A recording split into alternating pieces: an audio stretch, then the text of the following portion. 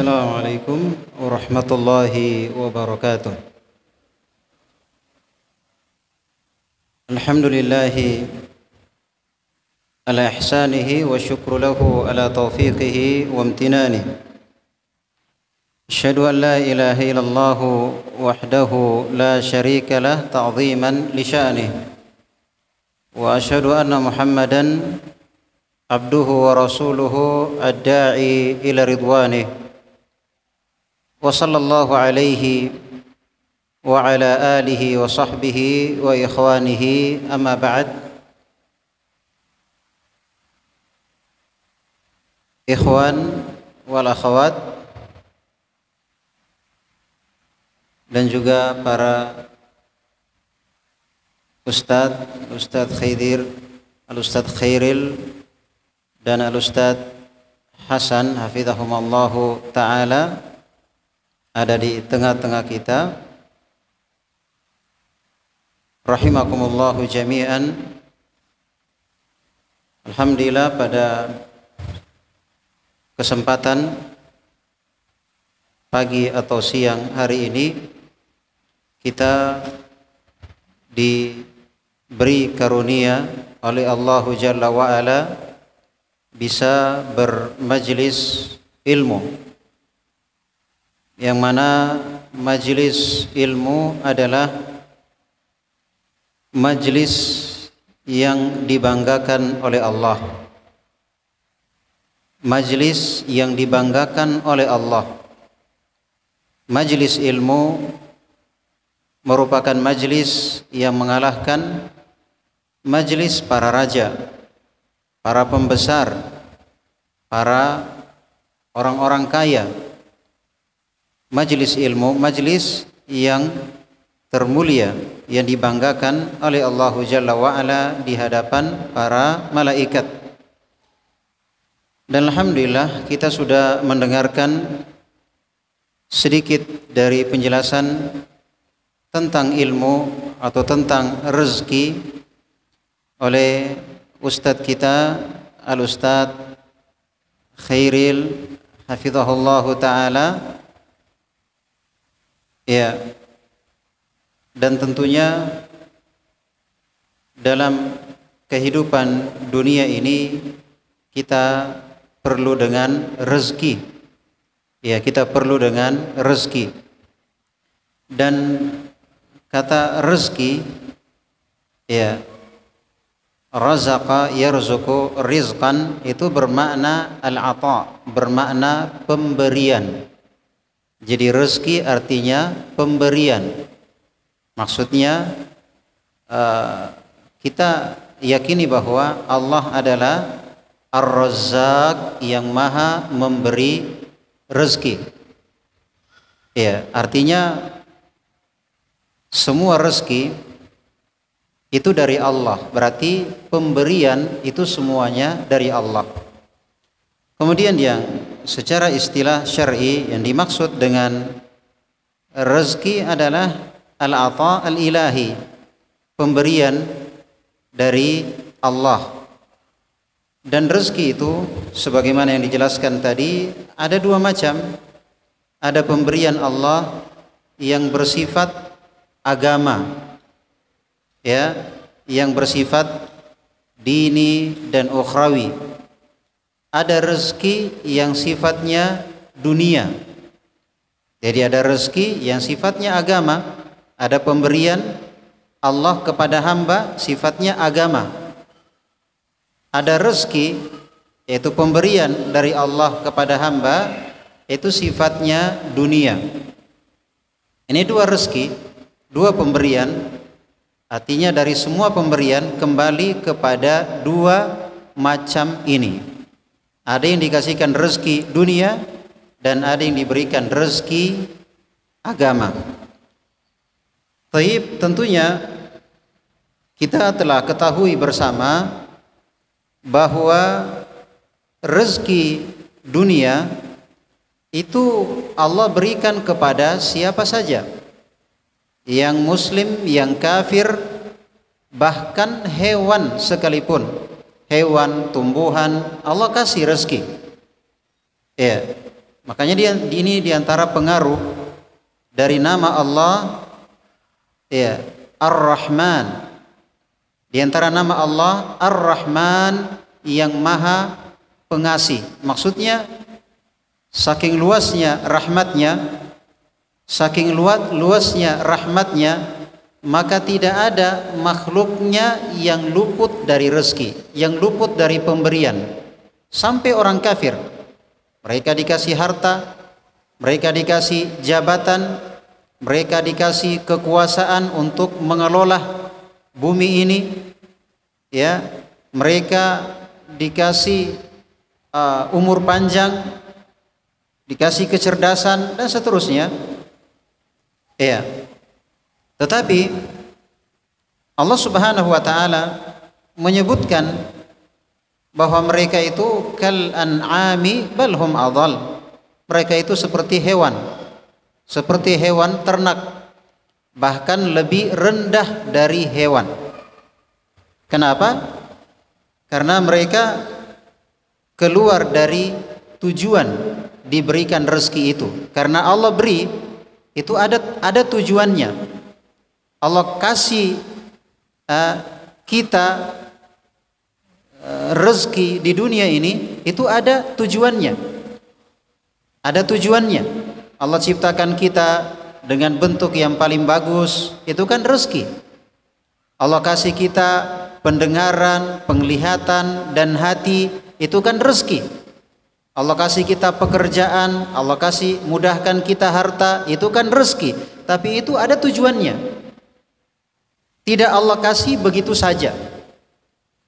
Tujuannya adalah supaya kita melakukan fungsi kita sebagai manusia, yaitu apa? Beribadah. Jadi kita pakai diri kita ini untuk ibadah. Kita pakai harta kita untuk ibadah. Kita pakai jabatan kita untuk ibadah. Nah, itulah gunanya kita dicipta, agar kita beribadah. Nah, ternyata mereka tidak menggunakan rezeki yang Allah berikan untuk ibadah. Yang kedua, rezeki agama. Dia dimudahkan untuk mendapatkan hidayah, mengenal tauhid dan sunnah. Dimudahkan dia bisa meninggalkan syirik, yang mana syirik merupakan dosa terbesar, pembatal keislaman. Bukan hanya pembatal wudhu, pembatal sholat, pembatal puasa, dia pembatal Islam. Ya, dia pembatal Islam. Seorang kalau mati belum sempat bertobat dari syirik, dia akan kekal di neraka. Diharamkan surga, diharamkan syafaat, dan seterusnya dari bahayanya. Tapi alhamdulillah, di tengah kebanyakan manusia pada umumnya dan pada kaum muslimin secara khusus, itu berat meninggalkan syirik. Bahkan dosa yang paling berat ditinggalkan adalah syirik. Bahkan dosa yang paling berat ditinggalkan adalah syirik. Tapi alhamdulillah, masya Allah, Allah Subhanahu wa taala memilih segelintir dari hambanya, diberikan nikmat tauhid, ya, diberikan nikmat tauhid, ya, dimudahkan padanya nikmat sunnah, dimudahkan mempelajari ilmu agama, dimudahkan dia melaksanakan perintah, meninggalkan larangan, dimudahkan dia menerima hidayah, sehingga dengannya lahir keimanan dan amal soleh. Maka ini merupakan rezeki yang terbesar. Inilah rezeki agama. Inilah rezeki yang Allah berikan kepada para nabi, kepada para rasul, kepada para pengikut nabi dan rasul. Itulah nikmat terbesar. Itulah nikmat terbesar, yaitu nikmat agama. Kata Nabi sallallahu alaihi wasallam, Innal ulama warathatul anbiya wa innal anbiya lam yuwarrithu dinaran wala dirhama wa innama warrathul ilm faman akhadahu akhadha bihadzdin wafir. Kata Nabi, sesungguhnya para ulama, orang-orang yang mengerti agama adalah pewaris para nabi. Dan para nabi itu ketika mereka meninggal, mereka tidak meninggalkan dinar dan dirham. Maksudnya mereka tidak meninggalkan harta warisan, tidak meninggalkan kebun, tidak meninggalkan sawah, tidak meninggalkan toko atau ruko atau rumah. Tapi mereka wa innama warratul ilm, tetapi mereka mewariskan ilmu. Ketika mereka meninggal, mereka meninggalkan ilmu kepada kita, ilmu agama. Kata Nabi, faman akhadahu akhadha bihadzdin wafir. Siapa yang mengambilnya, maksudnya siapa yang mempelajarinya, maka dia telah mengambil jatah yang begitu berharga. Maka inilah rezeki. Artinya tidak ada masalah dengan dunia, karena kita perlu dunia. Tapi yang menjadi masalah adalah penggunaannya, gitu ya. Tidak ada masalah. Bahkan itu merupakan kewajiban kita sebagai kepala rumah tangga, sebagai orang tua, ya, sebagai suami terhadap istri, sebagai ayah terhadap anak-anak. Ya, tapi maksudnya adalah tentunya kita menggunakannya untuk tujuan Allah menciptakan kita, yaitu ibadah. Karena dalam beribadah ini kita perlu sarana, kita perlu pakaian, kita perlu kendaraan, kita perlu makan minum, kita perlu rumah dalam rangka menjalankan tugas kita kepada Allah. Maka semua kegiatan kita dalam mendapatkan al-ata, pemberian dari Allah, kalau semuanya kita gunakan dan kita niatkan untuk mendekatkan diri kepada Allah, maka itu terhitung sebagai ibadah.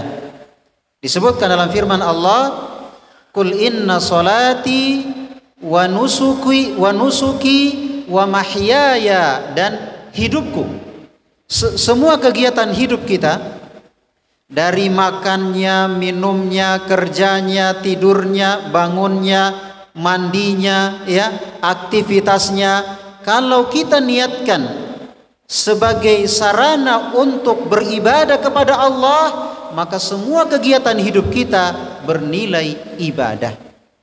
Maka bagaimana caranya supaya pintu-pintu rezeki tersebut terbuka, ya?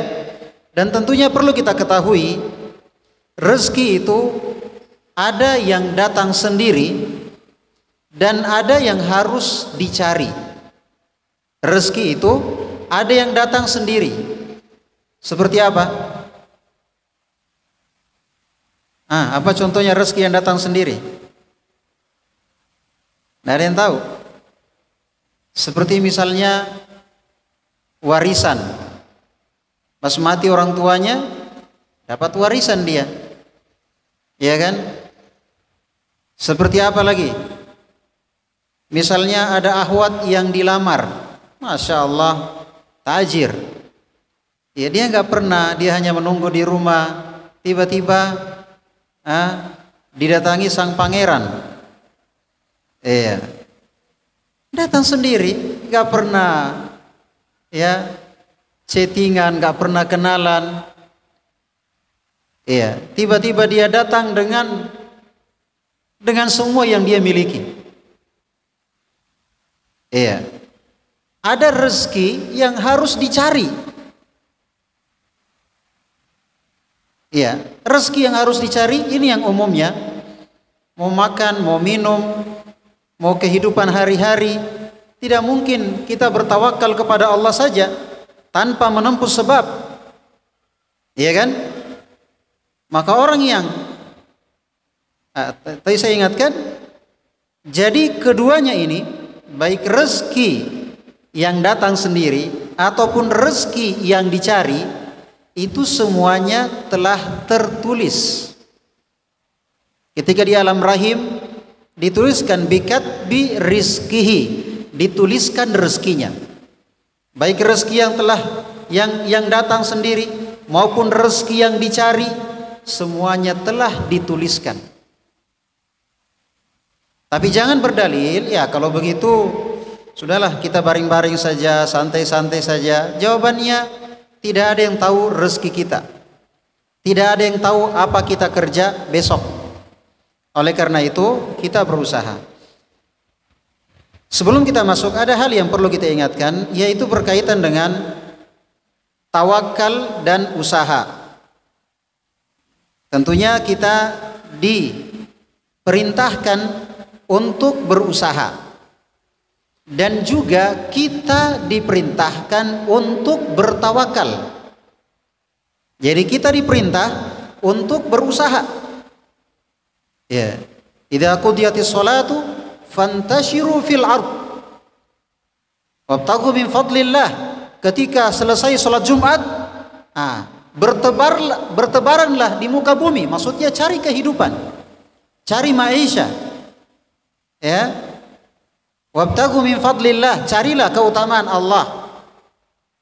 Tapi maksudnya di sini dalam hal ini ada dua hal yang perlu kita ingat. Ada yang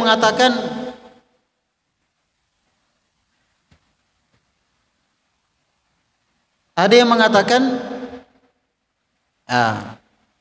kalau tidak kerja tidak makan. Ada yang mengatakan ya tawakal saja, kalau rezeki ya datang sendiri, kan begitu ya. Santai saja, kalau rezeki ya datang sendiri, kan begitu. Semuanya telah ditakdirkan. Nah, ini dua golongan manusia yang keliru.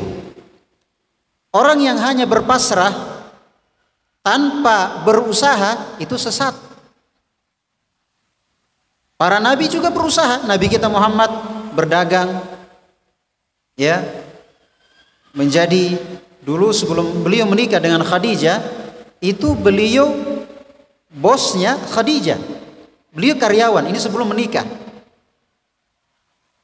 Iya. Bahkan dengan sebab itulah Nabi menikah dengan Khadijah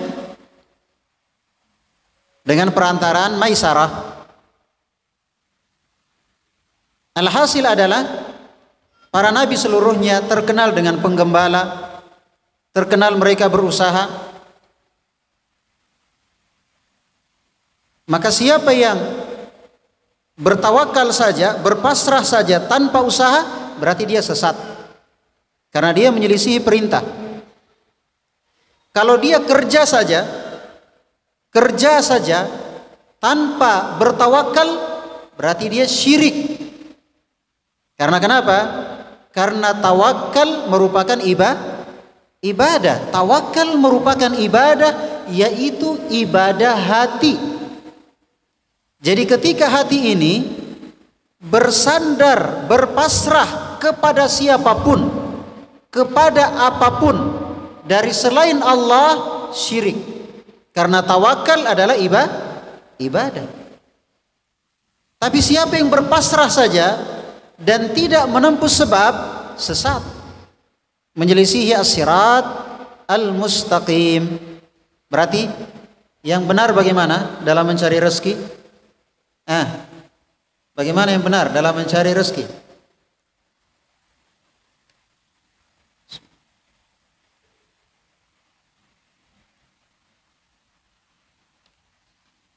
Ya, istilah sekarang adalah usaha dan doa.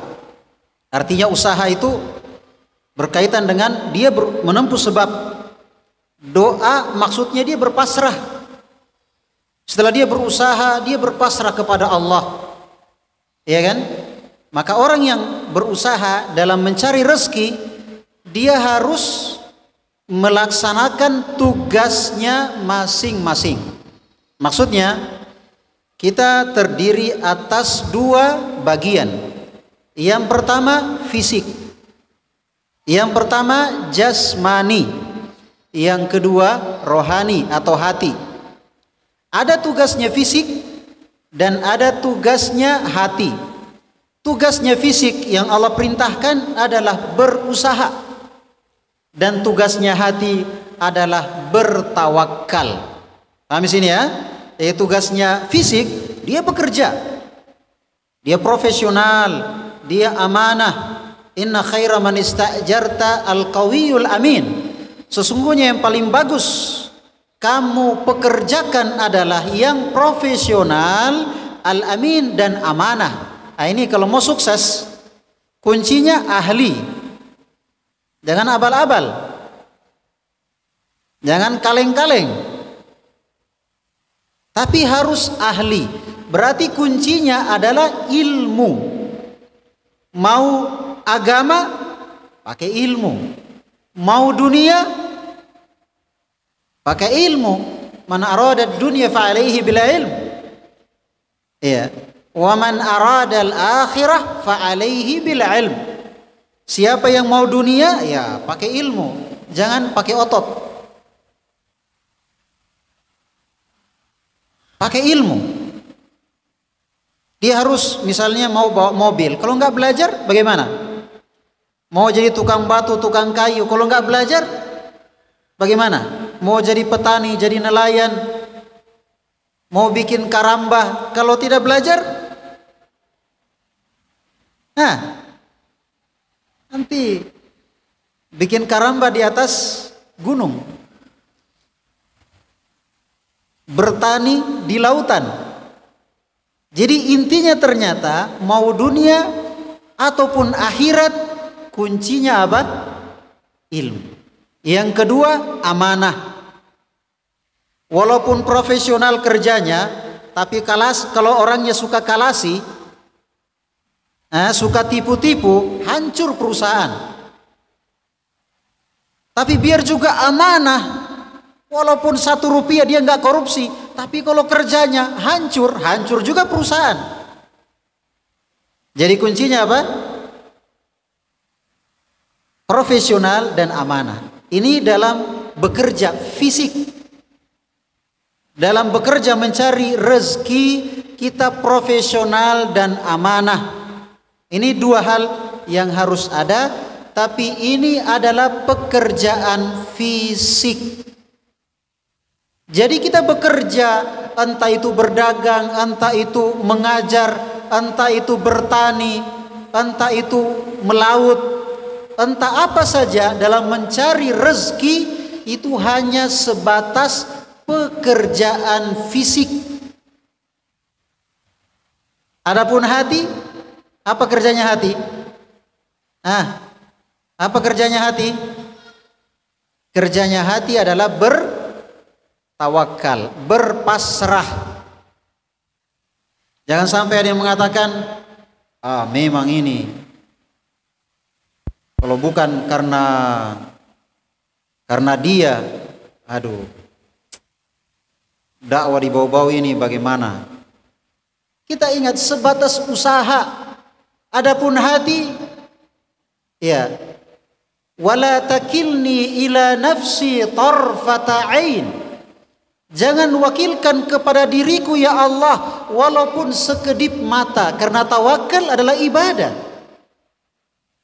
Maka jangan sampai ada rasa, jangan sampai ada rasa di hati yang menyandarkan kepada selain Allah.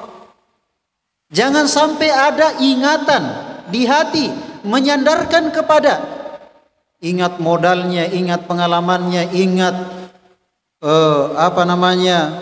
keahliannya, ingat bibitnya, ingat pupuknya, ingat racunnya, ingat usahanya, dan seterusnya. Enggak, kita hanya berusaha, profesional, amanah. Selebihnya ingat siapa? Selebihnya ingat Allah. Walaupun sekedip mata, sekejap mengingat diri, memang kalau bukan karena saya, memang pupuknya, memang bibitnya, memang la ilaha illallah. Jadi ingat dalam berusaha itu hanya pekerjaan fisik. Rezeki ya yang Allah tuliskan didapatkan dengan usaha, maka tidak akan didapatkan dengan berpangku tangan. Tapi ingat tadi, hati senantiasa bertawakal. Tapi ini ya, sekarang kita masuk pada pintu-pintu rezeki. Yang pertama adalah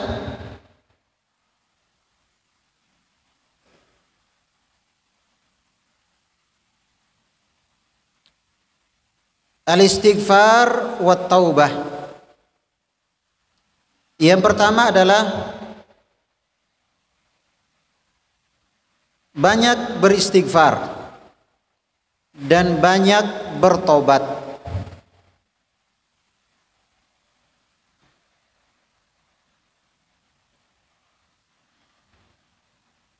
Jadi ada yang datang kepada Al-Hasan mengeluhkan banyak keluhan. Ada yang datang karena sakit, disuruh istighfar.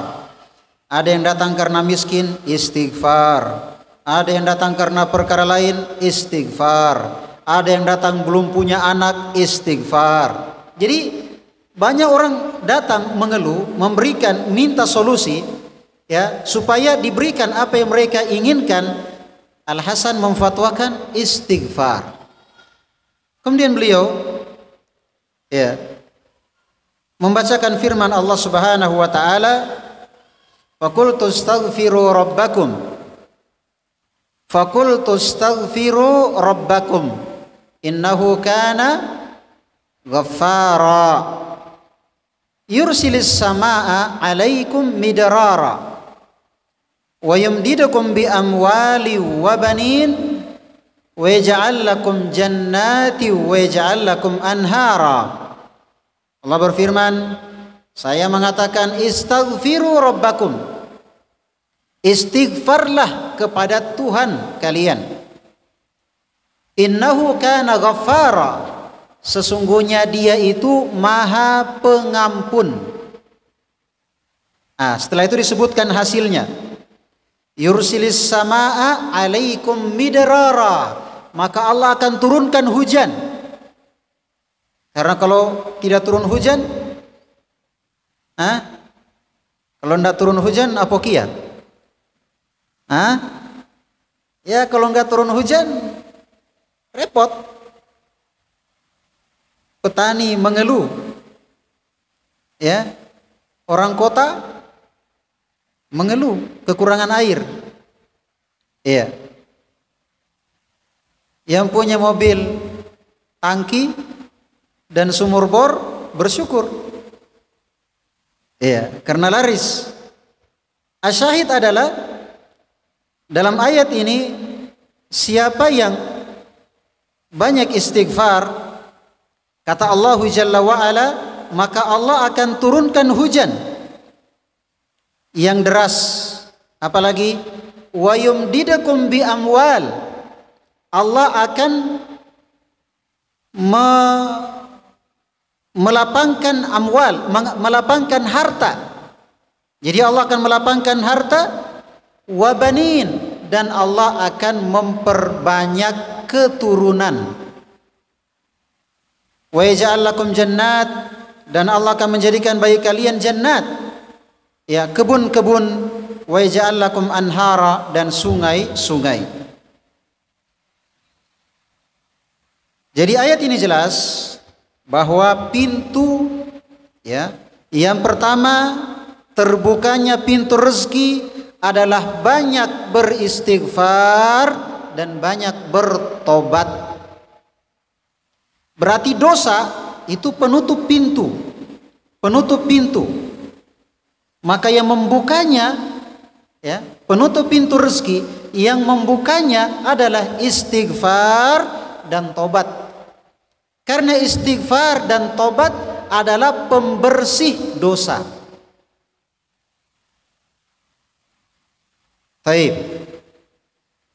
Tapi ingat, dalam melakukan ibadah itu semata-mata lillah, bukan mengharapkan dunia, puasa biar sehat. Sholat duha, tidak sholat subuh dia, tapi kalau sholat duha rajin. Sholat subuh tidur dia.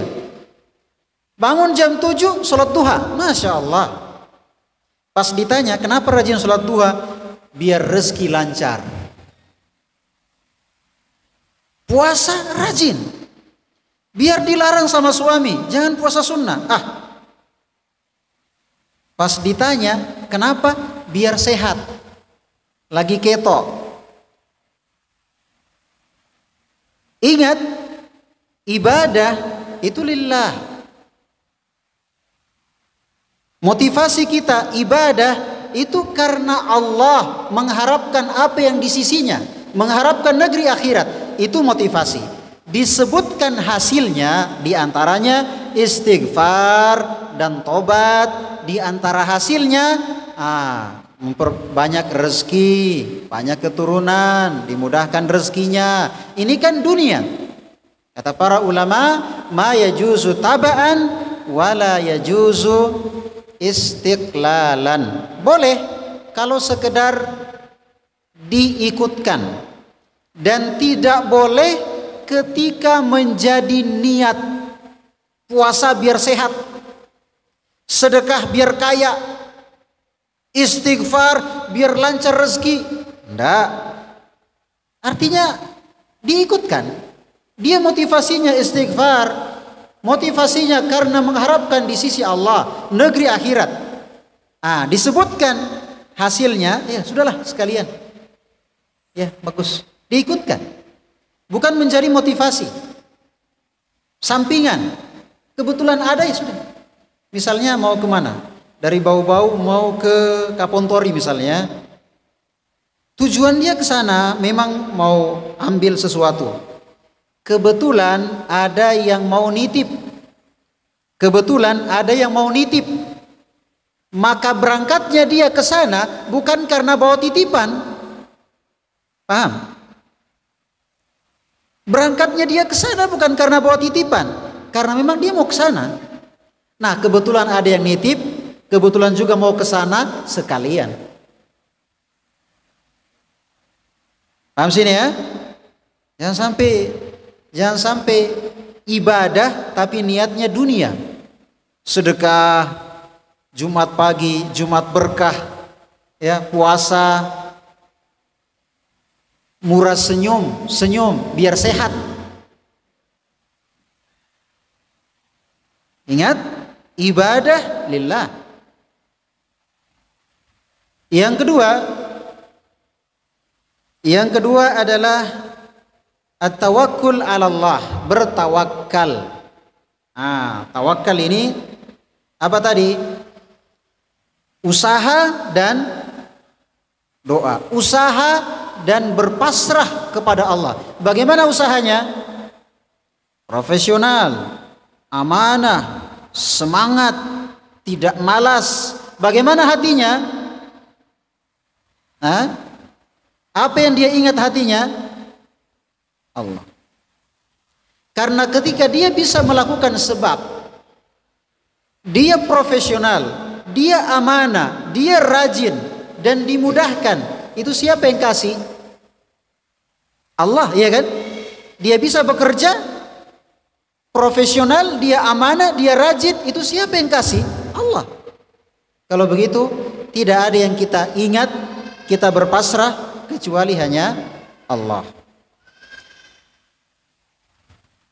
Allah Subhanahu wa taala berfirman, "Wa may yatawakkal 'ala Allahi fa huwa hasbuh." Siapa yang bertawakal kepada Allah, maka Allah yang menjaminnya. Jadi kalau orang yang bertawakal, maka Allah yang jamin. Kadang sekarang, ini kadang para jomblo ya, mohon maaf para jomblo, kadang mau nikah dia hitung-hitungan. Saya sendiri saja 100.000 susah, apalagi mau nikah. Sendiri aja masih susah. Ya, yang sudah punya Yang sudah punya istri, aduh, ini saja anak orang susah, apalagi anak sendiri, apalagi nambah anak, ya apalagi nambah anak. Ini satu anak saja susah, ya apalagi banyak anak. Padahal banyak anak banyak rezeki. Nabi Shallallahu Alaihi Wasallam bersabda, "Lau annakum tatawakkaluna 'ala Allahi haqqa tawakkulih, la razaqakum kama yarzuqut tayr, tagdu himasan wa taruhu bitana." Seandainya kalian bertawakal dengan sebenar-benarnya. Jadi tawakal itu jangan tawakal. Kalau mobil jangan mobil-mobilan. Ya mobil jangan diulang katanya, mobil-mobilan. Sama tawakal, jangan tawakal-tawakalan, tawakal yang benar. Bagaimana tadi itu? Hatinya mantap pada Allah. Usahanya juga profesional, amanah, rajin, tidak malas. Ya, seandainya kalian bertawakal kepada Allah dengan sebenar-benarnya, maka Allah akan memberikan rezeki kepada kalian seperti Allah memberi rezeki pada burung. Burung? Ada apa dengan burung? Kenapa tentang rezeki disebut burung? Masya Allah, semua ciptaan Allah itu ada ibrah. Ada ibrah, ada pelajaran. Burung itu kalau kita lihat, burung apa? Burung tomin-tomi kah? Burung apa lagi? Burung karara?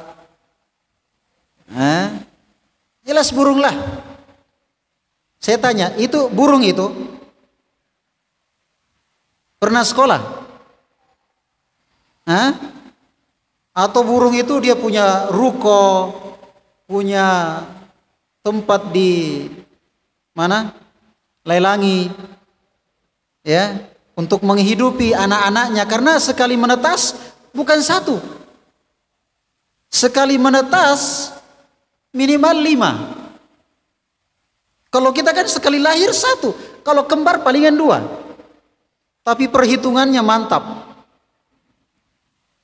Kalau burung dia nggak pakai perhitungan, pokoknya anak saya tetas sudah.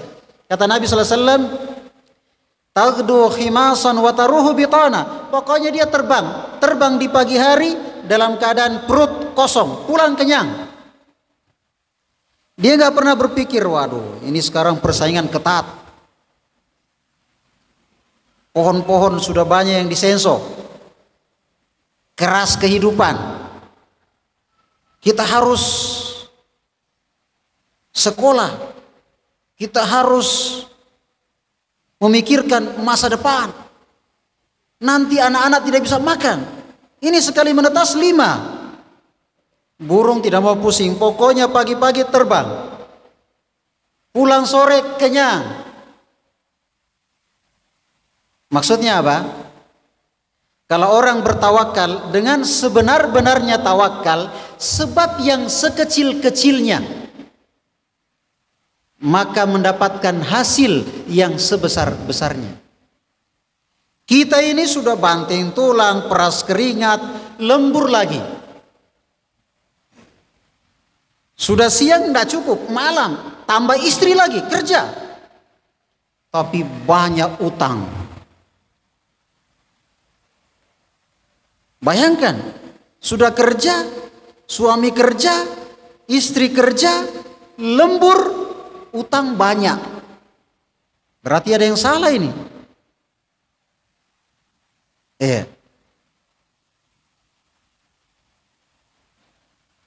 Jadi maksudnya kita perbaiki tawakal. Jadi sekarang sebenarnya kalau masalah rezeki, ya saya kira di antara kita ini masa dikala sama burung. Burung kerjanya terbang, terus hinggap-hinggap. Kita ini bisa bukan sekedar hinggap, bisa tanam pohonnya.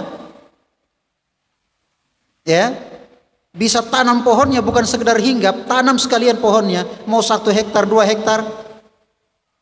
Ya, tapi yang terpenting adalah menata hati. Sekarang kita banyak cemas, banyak khawatir, banyak perhitungan. Kenapa? Karena kurang yakin dengan nama Allah Ar-Razzaq yang maha memberi rezeki. Kurang yakin, hanya kenal Ar-Razzaq, Allah yang maha memberi rezeki, tapi aplikasi di hati, keyakinan nol. Contoh misalnya, kalau ada naik pesawat, ya, dan kita tahu ini pilotnya baru pertama kali dia bawa pesawat.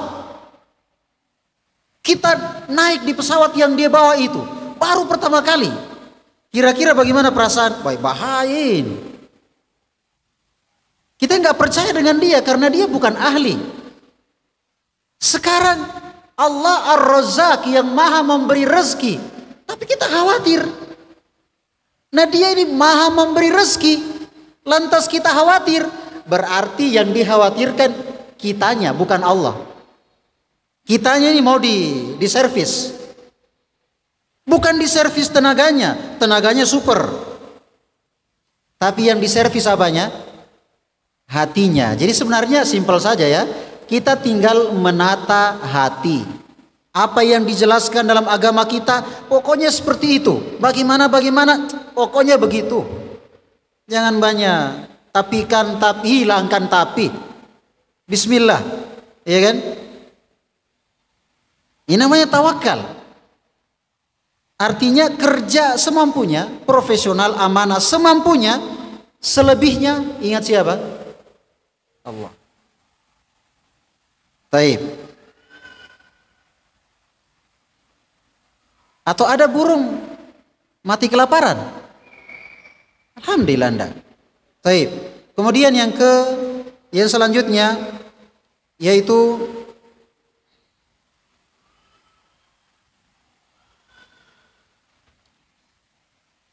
fokus beribadah. Artinya ibadah ini bukan sisa-sisa waktu. Taklim kalau ada kesempatan. Ibadah nanti kalau sudah pensiun. Ya. Kalau masih muda, dunia dulu dong. Foya-foya, happy-happy. Nantilah kalau sudah sakit-sakitan, sudah mau sakarat, ya baru istighfar, baru bertobat. Enggak. Seorang itu dia fokus. Seorang itu dia fokus memikirkan ibadahnya. Tetap dia berusaha mencari kehidupannya, tapi itu pun untuk ibadahnya. Dia mencari uang supaya dia semakin beribadah dengan sedekah, investasi akhirat, membangun masjid, membiayai penuntut ilmu, menggali sumur dan seterusnya. Intinya dia kerjanya atau dunianya untuk ibadah. Apalagi ibadahnya. Nah, Rasulullah sallallahu alaihi wasallam bersabda, "Ya ibna Adam, tafarraq li ibadati. Amla sadraka ghina wa asuddu faqraka wa illa taf'al mala'tu sadraka syughlan wa lam asudda faqrak." Dalam hadits qudsi Allah Subhanahu wa taala berfirman, hadits Abu Hurairah riwayat Ahmad, At-Tirmidzi, Ibnu Majah, "Wahai anak Adam, tafarraq li ibadati." Wahai anak Adam, fokuslah, ya, fokuslah dalam beribadah kepadaku. Jangan asal-asalan. Ya. Jadikan itu sebagai semangat, sebagai ambisi, sebagai motivasi. Maka saya akan penuhi hatimu dengan kekayaan. Akan ada rasa qanaah, rasa cukup. Akan ada kelegahan. Kata Nabi sallallahu alaihi wasallam, "Laisal ghina an kathratil ard, walakinnal ghina ghina'un nafs." Bukanlah kekayaan yang membuat dada itu lega dan merasa cukup, merasa kaya dengan banyaknya harta. Tidak. Saya tanya, yang korupsi itu orang miskin? Yang korupsi 1 miliar, 2 miliar itu orang miskin atau orang kaya? Orang yang tidak punya rumah, yang tidak punya mobil, itu yang korupsi miliaran? Enggak. Mereka itu kalau dipikir mau apa? Rumah ada, mobil ada, usaha ada, korupsi banyak. Tidak pernah merasa cukup. Kata Nabi sallallahu alaihi wasallam, bukanlah laisal gina, kecukupan, merasa kaya itu dengan banyaknya harta. Lihat di rekening, wah 3M, pasti masih mau tambah. Sayang ini, di sana kesempatan dan pokoknya begitulah manusia. Walakinnal ghina'un nafs. Akan tetapi kecukupan itu adalah kecukupan di hati. Kalau hati merasa cukup, sudah. Kalau hati merasa cukup, sudah cukup. Makanya tata hati ini supaya dia merasa cukup, ridho dengan apa yang Allah berikan, tetap dia rajin, tetap dia berusaha, ya profesional, dia amanah, dia rajin. Hasilnya alhamdulillah. Apapun hasilnya, alhamdulillah dia ridho. Dia ingat, boleh jadi dia cinta atau dia ingin sesuatu, tapi itu jelek bagi dia. Boleh jadi ia benci dengan sesuatu, ternyata itu baik bagi dia. Ingat, Allah Maha tahu, sedangkan kita nggak tahu. Oleh karena itu, disyukuri apa yang ada, nikmati apa yang ada, jangan lihat di atas. Jangan lihat di atas, karena kalau suka lihat di atas, tetangga beli kipas angin, kita yang terputar. Paham maksudnya? Tetangga beli kipas angin, kita yang terputar. Tetangga beli mobil, kita yang pusing. Karena suka lihat di atas. Sempit terus perasaannya. Padahal kalau dia lihat dirinya, Masya Allah dia sehat. Itu banyaknya rumah sakit sana ya, terkapar. Ada yang sudah ngos-ngosan, ya, ada yang sudah macam-macam. Dia Masya Allah sehat, bisa makan, ada anak, ada istri, bercanda tawa, Masya Allah. Tapi karena lihat di atas, stres. Lihat tetangga beli kipas, pusing. Apalagi beli AC, dia yang kepanasan. Jadi ternyata ujung-ujungnya bukan masalah menata fisik, menata pekerjaan, menata hati. Pintar-pintar menata hati. Jadi sekarang kita pintar-pintar menata hati. Baik.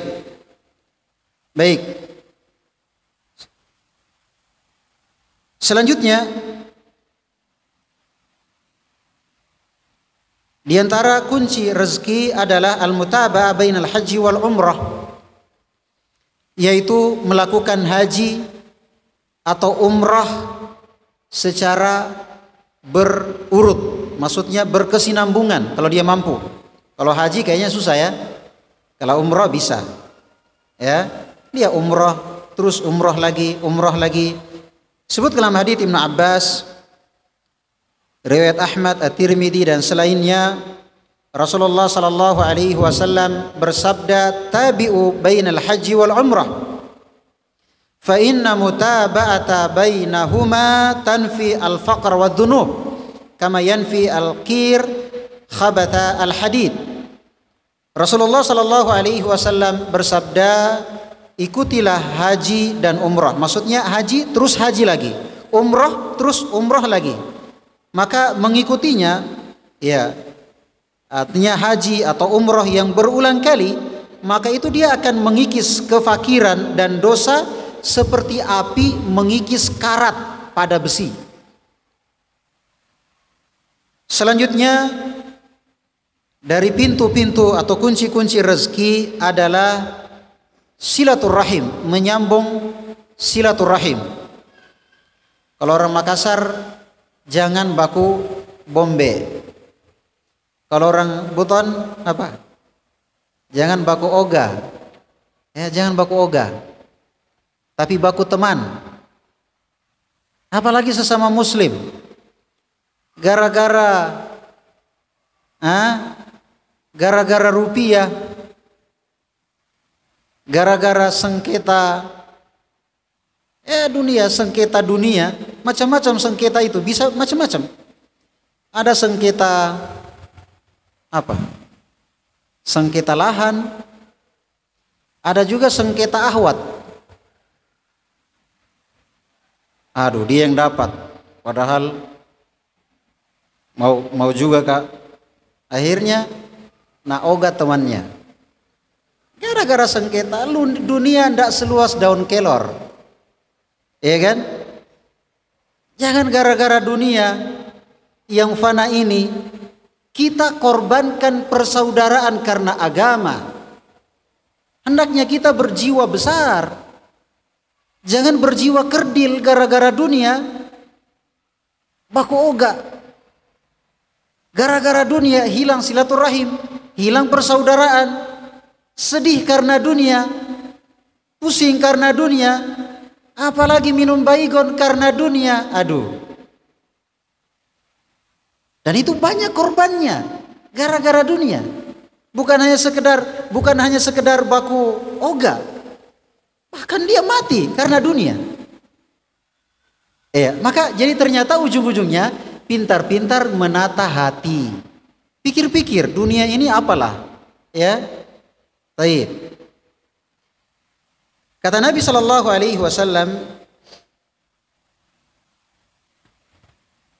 "Man ahabba ayyubsata lahu fi rizqihi wa yunsa lahu fi athari falyasil rahimah." Siapa yang suka dilapangkan rezekinya, ya, dipanjangkan umurnya, maka hendaknya dia menyambung silaturahim. Yang ada hubungan kerabat, hubungan nasab, disambung. Ya sekarang karena ngeri sekarang ini ya, keras kehidupan. Dua bersaudara, masing-masing angkat parang. Gara-gara apa? Gara-gara dunia. Baik. Selanjutnya di antara pintu rezeki sebagaimana yang diingatkan tadi oleh Ustadz kita, Ustadz Khairil fidahullahu taala, adalah al-infaq, yaitu infak atau sedekah. Ya, sedekah. Kata Nabi sallallahu alaihi wasallam, "Ma naqasat sadaqatun min malin." Sedekah itu tidak mengurangi harta. Sekarang kalau lewat kotak amal, kalau untuk kebaikan ada uang 100.000, 50.000, 20.000, 5.000, 2.000. Kalau untuk kebaikan 2.000 yang dia cabut. Nah ini 2.000, ada uang kecil ini, nah masuk. Tapi kalau untuk minum konau 100.000 gampang. Pergi beli kita. Berapa jergen kah? Tapi kalau untuk pahala 100.000, 50.000, 20.000, 10.000, 5.000, 2.000. Yang paling kecil. Seandainya ada 1.000, 1.000. Allahul musta'an. Sementara kata Nabi sallallahu alaihi wasallam, "Ma nakasat sadaqatun min mal." Sedekah tidak mengurangi harta. Makanya sedekah itu tidak ada orang rajin bersedekah, sering bersedekah dibilang boros. Tidak ada boros dalam sedekah. Justru boros dalam sedekah lebih bagus.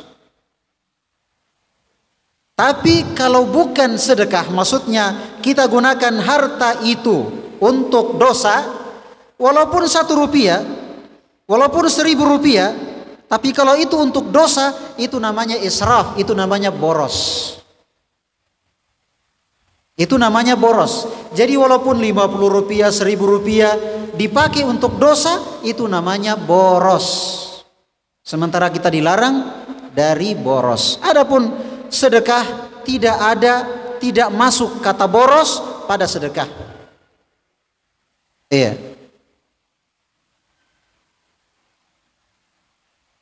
Disebutkan dalam hadits qudsi Allah Subhanahu wa taala berfirman, "Ya ibna Adam, ya ibna Adam anfiq."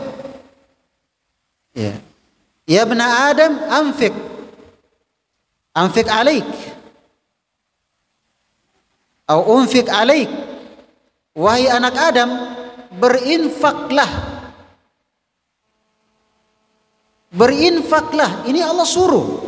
Berinfaklah. Niscaya saya akan berinfak kepadamu. Berinfak.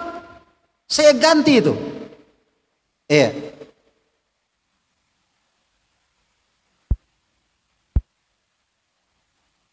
Dalam Al-Quran Allah Subhanahu wa taala berfirman, "Wa ma anfaqtum min syai'." Ta'ala berfirman, "Ya ibna Adam, ya ibna Adam anfiq." Ya. Ya ibna Adam anfiq. Anfiq alaik. Atau unfiq alaik. Ya, saya akan berinfak kepadamu. Berinfak. Saya ganti itu. Iya. Dalam yuridillah qardan hasanan fayudha'af, meminjamkan kepada Allah pinjaman yang baik, maka Allah ganti dengan kelipatan yang banyak. Yang jelas Allah tidak akan mungkin gau-gau. Tidak mungkin gau-gau, enggak mungkin bohong. Innallaha la yukhliful mi'ad. Sesungguhnya Allah tidak akan pernah menyelisihi janjinya. Tapi jangan ketika bersedekah coba-coba. Coba deh. 10.000 mau dulu. Tunggu-tunggu. 1 hari, 2 hari. Ya kenapa belum ada gantinya ini? Jangan coba-coba. Seorang beragama di atas yakin, sebagaimana dia berdoa, karena doa ibadah. Di atas yakin. Jangan coba-coba deh. Siapa tahu dikabulkan. Di atas coba-coba. Agama ini bukan percobaan, tapi keyakinan. Pokoknya yakin, urusan di belakang. Jelas yakin. Iya. Kalau coba-coba, tidak laku. Ya. Ketika dia doanya coba-coba, nggak dikabulkan. Ketika sedekahnya coba-coba, nggak ada gantinya. Nah, dia tidak ikhlas, dia tidak yakin. Taib. Kemudian selanjutnya diantara kunci rezeki adalah berbuat baik kepada orang-orang yang lemah. Berbuat baik kepada orang-orang yang fakir. Orang-orang yang lemah, orang-orang yang susah, orang-orang yang fakir. Ya. Disebutkan dalam hadis, "Wa hal tunsaruna wa hal turzaquna wa tunsaruna illa bi du'afaikum." Kalian diberi rezeki dan ditolong disebabkan orang-orang lemah di antara kalian. Maka orang lemah itu jangan kita pandang dengan pandangan sebelah mata. Orang miskin, la ilaha illallah. Orang lemah, rakyat kecil, orang garis keturunan tidak jelas. Kalau saya darah biru, anak pejabat, orang kaya, bangsawan, enggak. Kata Nabi SAW, kalian diberi rezeki dan ditolong disebabkan kalian memuliakan, membantu orang-orang lemah di antara kalian. Iya.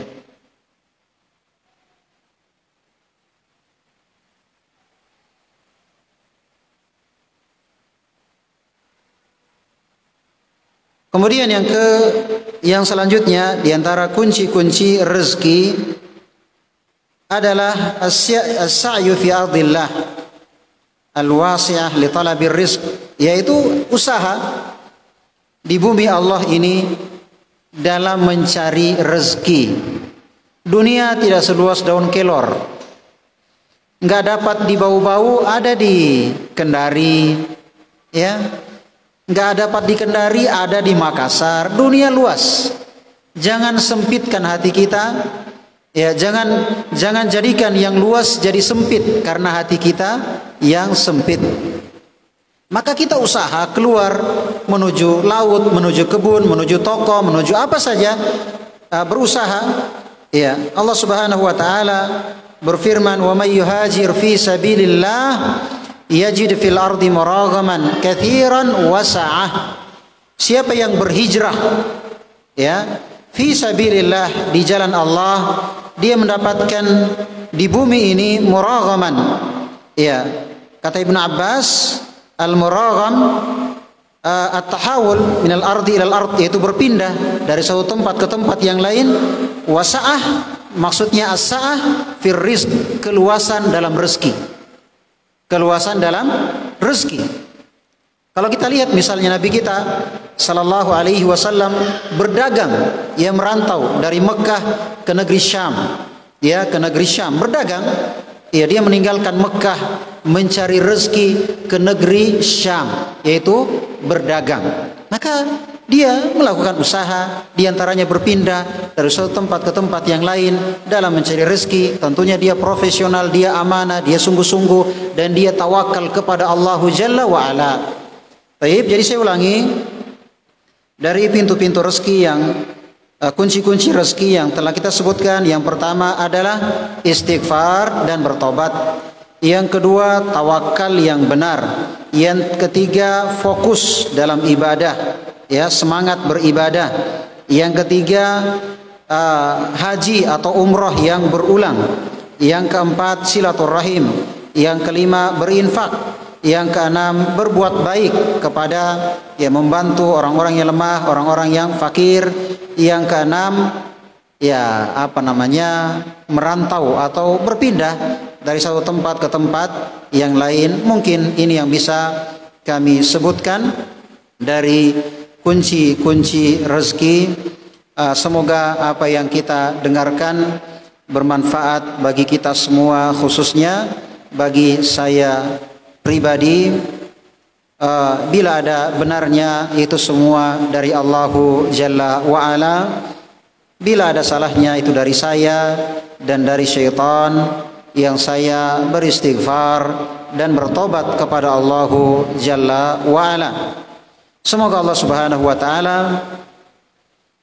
senantiasa mempertemukan kita dalam pertemuan yang baik seperti yang kita rasakan di siang hari ini, dan semoga Allah mengumpulkan kita semua nantinya di surganya, surga Firdaus, yang merupakan cita-cita kita semua.